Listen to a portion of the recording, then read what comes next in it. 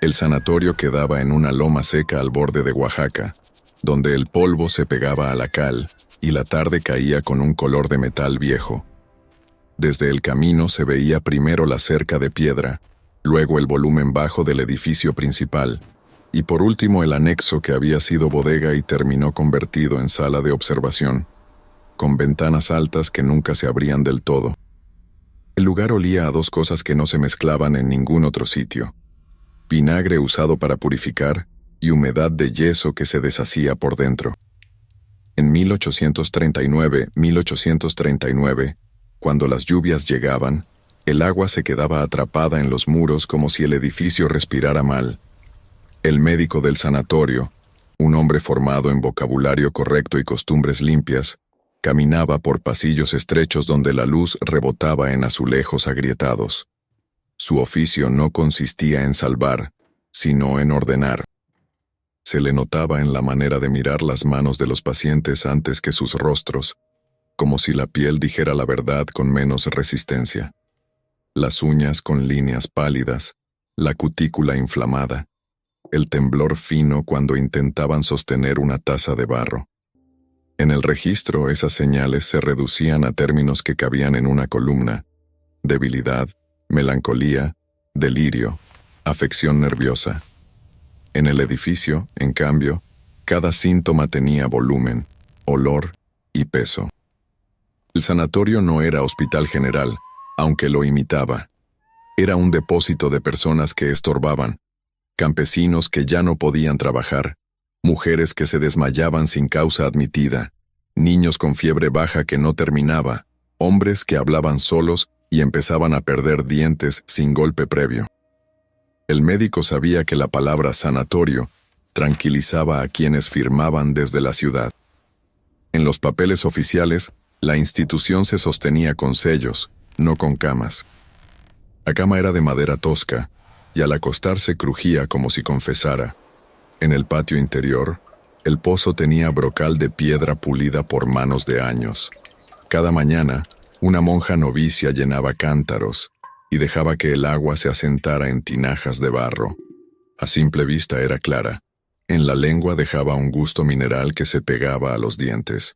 El médico anotaba cambios en encías, sangrado al mínimo roce, color violáceo, bordes blandos. Lo atribuía a dieta pobre, a falta de higiene, a la sangre espesa de la altura. Al mismo tiempo, veía moretones aparecer en muslos y brazos como mapas sin explicación, y no cuadraban con el discurso que la institución necesitaba para seguir siendo respetable. Las primeras estaciones pasaron con el ritmo habitual de entradas y salidas administradas.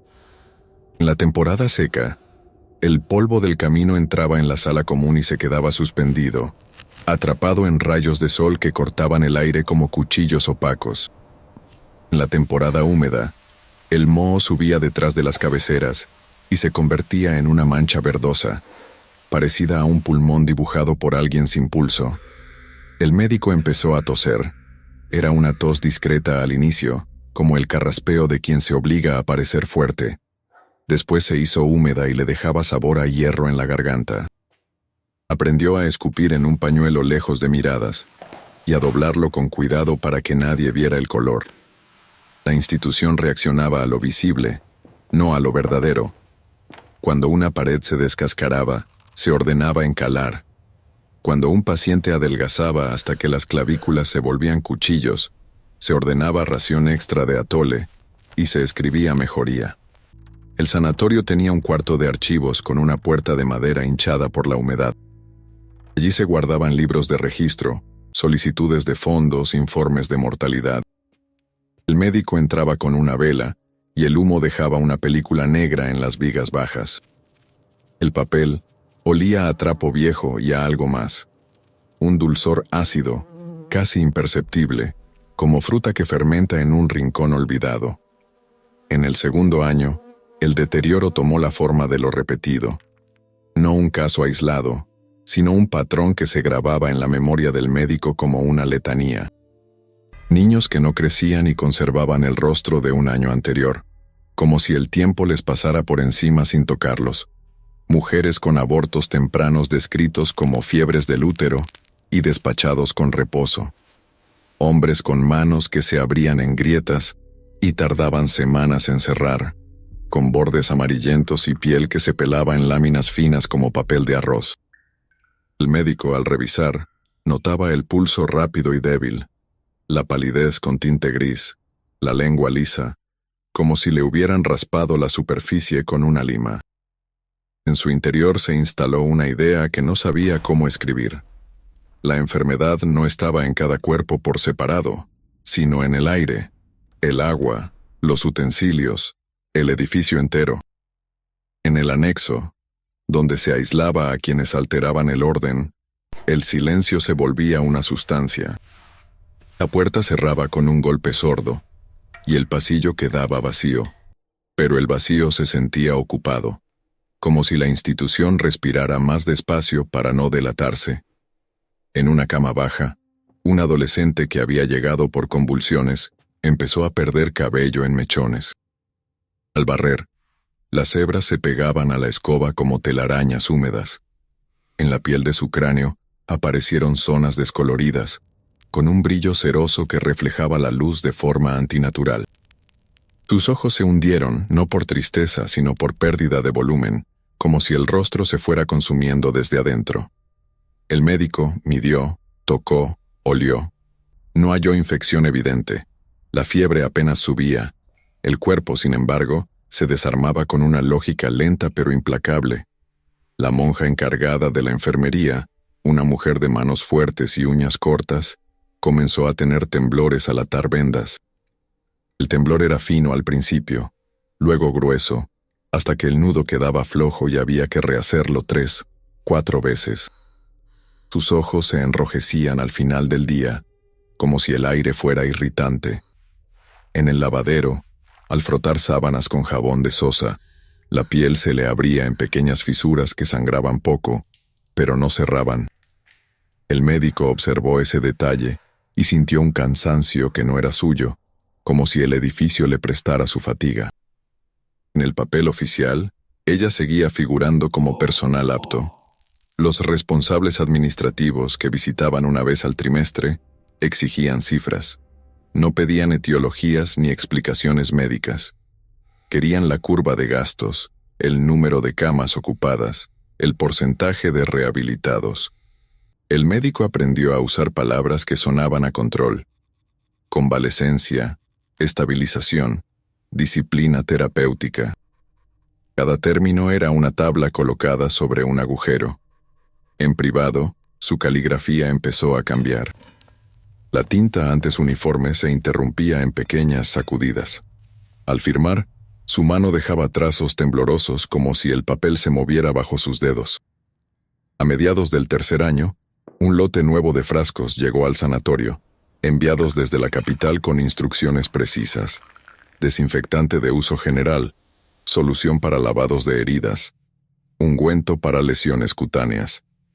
Los frascos eran de vidrio grueso, con etiquetas impresas que prometían higiene moderna y progreso científico. El olor era penetrante, entre alcohol y algo más áspero, casi corrosivo. El médico lo usó con entusiasmo controlado. Las lesiones de la piel, en vez de mejorar, se irritaron. Los bordes se volvieron más rojos, luego más oscuros, como carne quemada. Aparecieron ampollas pequeñas, tensas, que al romperse dejaban una película brillante. La monja siguió aplicando por obediencia. Sus dedos, ya agrietados, empezaron a hincharse por las noches hasta que los anillos de sus manos dejaron surcos profundos en la carne. El pozo siguió entregando agua clara. A veces, en la superficie de la tinaja aparecía una película muy fina, iridiscente, como aceite. Nadie lo mencionaba en voz alta. Se retiraba con una cuchara de madera, se tiraba al drenaje, se seguía sirviendo. El médico probó esa agua al amanecer y notó que el sabor metálico se había intensificado, como lamer una moneda de cobre. En su boca, los dientes parecieron más sensibles. Días después, al morder pan duro, sintió un dolor punzante que subió hasta el oído. Al mirarse con espejo de mano, vio que una encía se retraía, dejando expuesta una franja del diente. No era caries, era otra cosa, una erosión lenta, como si el cuerpo perdiera capacidad de sostener su propia estructura. La institución respondía al rumor con protocolos. Se prohibieron visitas por prevención sanitaria. Se cerraron ventanas por seguridad del orden. Se redujeron traslados por orden superior. Cada medida aumentaba la densidad del aire. En las salas, el olor a sudor, vinagre y desinfectante se acumuló hasta volverse una capa que se pegaba a la garganta. Los pacientes respiraban con esfuerzo, no por asfixia visible, sino por un cansancio que se iba instalando en músculos intercostales. El médico observó respiraciones rápidas y superficiales, y empezó a escuchar un silbido leve en algunos pechos, como viento atrapado en cañas huecas. El primer fallecimiento que el médico no pudo traducir a una causa aceptable fue el de una niña de 7 años. Había llegado por fatiga y episodios de sangrado nasal. En el transcurso de semanas, su piel se puso pálida con manchas amarillentas que parecían hematomas viejos. Los labios se resecaron y se agrietaron hasta sangrar. Los ojos adquirieron un brillo opaco, como vidrio empañado. El abdomen se distendió sin dolor evidente, tenso al tacto. Al tocar, el médico sintió el hígado aumentado, duro. En los días finales, la niña no gritaba. Simplemente se quedaba quieta, con la mirada fija en un punto donde no había nada. La muerte ocurrió en la madrugada, con una respiración que se fue volviendo más lenta hasta detenerse. En el registro, el médico escribió fiebre tifoidea por inercia administrativa, porque esa palabra tenía un lugar en formularios y era aceptada sin preguntas. La mano se le manchó de tinta al hacerlo, y la mancha pareció sangre seca sobre la piel. Los entierros se volvieron más frecuentes. Al principio, 1 por mes, luego, 2. Después, 1 por semana. Al final del tercer año, había días con 2 cruces nuevas clavadas en tierra húmeda. El cementerio detrás del sanatorio se llenó de cruces sin nombre, porque el nombre obliga a contar y contar obliga a explicar. Las palas golpeaban tierra húmeda, y el sonido era pesado, como si el suelo estuviera saturado. El médico asistía con el cuerpo rígido, notando detalles que la costumbre pretendía borrar. La piel de los muertos a veces tenía un tono gris verdoso. Las uñas se desprendían con facilidad al manipular los cuerpos. La sangre, cuando aparecía, era oscura y escasa, casi negra. En su cabeza, los conceptos de anemia, intoxicación crónica, falla hepática, coagulopatía, se mezclaban con el vocabulario antiguo que le habían enseñado. No encontraba una etiqueta que no sonara a excusa. En el 4.º año, el propio médico dejó de dormir. No era insomnio romántico, sino incapacidad física. Se acostaba y el corazón le golpeaba el pecho con un ritmo irregular, como un reloj descompuesto. Sudaba sin fiebre. Sus manos, al sostener instrumentos, temblaban. Se le cayó una lanceta y el metal sonó contra el suelo con un eco que pareció largo. La piel de sus antebrazos se volvió áspera, con pequeñas placas descamativas que se desprendían al rascar. Al lavarse, el agua del pozo le dejó un ardor leve, como si la superficie del cuerpo estuviera más delgada. Empezó a evitar mirarse en espejos. Notaba, sin querer, que sus ojos tenían ojeras profundas y que la esclerótica se amarilleaba. En el papel, seguía siendo la autoridad sanitaria. El sanatorio también enfermaba. Las bisagras se oxidaban con rapidez inusual. La pintura se levantaba en tiras largas, como piel desprendiéndose después de una quemadura química. En los rincones, la humedad dejaba eflorescencias blancas, sales que brotaban del muro como una erupción. En el anexo, el piso de madera se ablandó en una zona, y al pisar se sentía una flexión viscosa, como si debajo hubiera material descompuesto. Se colocó una tabla encima, solución burocrática para un problema estructural. El médico caminaba sobre esa tabla con el mismo cuidado con el que caminaba sobre sus propias dudas. Llegó un inspector con papeles sellados y botas limpias. El médico lo recibió en su oficina que olía a tinta y a sudor rancio. El inspector preguntó por tasas de mortalidad, y el médico respondió con cifras ajustadas. El inspector preguntó por condiciones sanitarias, y el médico señaló la cal recién aplicada en paredes. El inspector no entró al anexo, no visitó el pozo, no habló con la monja, no contó las cruces. Firmó un informe favorable, dejó el sello en tinta roja sobre papel amarillento y se fue antes del anochecer. El médico guardó ese documento en el archivo con manos que temblaban más de lo habitual. Esa noche, se sentó en su oficina con una vela y miró el sello oficial. La cera roja parecía sangre coagulada. La monja dejó de hablar, no por decisión consciente, sino porque las palabras se le habían vuelto pesadas. Sus labios se agrietaban al intentar pronunciar. En las mañanas, al servir agua, derramaba sin querer. Sus ojos miraban fijo, como si vieran a través de las personas. El médico la observó perder peso hasta que el hábito le colgaba como sobre un esqueleto vestido. Una tarde, mientras barría el pasillo con movimientos mecánicos, se detuvo, dejó caer la escoba y se sentó contra la pared. No se levantó. El médico se acercó, le tomó el pulso y lo sintió débil, como el aleteo de un insecto atrapado. Ella murió esa noche, con los ojos abiertos y las manos cruzadas sobre el regazo. En el registro, el médico escribió agotamiento. La palabra le pareció obscena en su simplicidad. El sanatorio siguió funcionando porque la burocracia no admite vacío. Llegaban nuevos pacientes, aunque menos. Los que quedaban se movían lento, con gestos que parecían ensayados en cámara lenta. El médico dejó de hacer rondas completas. Se limitaba a observar desde el umbral, a anotar desde la distancia, a firmar sin leer. Sus dientes se aflojaron. Al masticar, sentía un dolor sordo que subía hasta la sien. Escupía sangre en el lavabo y la veía deslizarse lenta, más oscura que antes, casi negra. El espejo le devolvía la imagen de un hombre consumido. Una mañana, al despertar, notó que sus encías se habían retraído tanto que podía ver la raíz de varios dientes. La piel de su rostro tenía un tono ceniciento. Al intentar escribir, la mano se le cerró en un calambre que duró varios minutos. Cuando logró soltarla, los dedos quedaron torcidos como garras.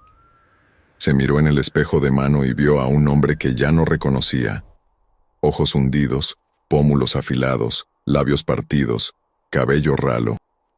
El sanatorio lo había devorado desde adentro, con la misma lentitud con la que devoraba a todos. El último paciente que quedaba era un anciano que había llegado años atrás por demencia senil. Ya no hablaba, ya no se movía, apenas respiraba. El médico se sentó a su lado en la penumbra del anexo. El silencio era tan denso que se podía morder. Afuera, el viento movía las cruces del cementerio con un chirrido metálico. El médico supo, con una certeza física, que él también terminaría bajo una de esas cruces sin nombre, que su muerte sería archivada con la misma palabra vaga que había usado para otros: agotamiento, fiebre, afección nerviosa. La diferencia era que él sabía. Se levantó con dificultad, caminó hasta su oficina. Los pasos resonaban en el pasillo vacío. Tomó una hoja de papel, la más antigua que encontró, amarillenta y quebradiza. Mojó la pluma en tinta, pero el tintero estaba seco. Miró su mano. La herida en el dedo índice, una fisura que no cerraba desde hacía semanas, sangraba levemente. Mojó la pluma en su propia sangre. Escribió con caligrafía temblorosa, casi ilegible: el sanatorio mata desde el agua. Dejó el papel sobre el escritorio. Salió al patio. La tarde caía con ese color de metal viejo. El pozo seguía allí, con su brocal de piedra pulida. Se acercó y miró hacia el fondo. El agua reflejaba un cielo que parecía más oscuro de lo que debía. Se inclinó un poco más. El olor a mineral subía con fuerza. Pensó en todas las manos que habían tocado esa piedra, en todos los cántaros llenados, en todas las bocas que habían bebido.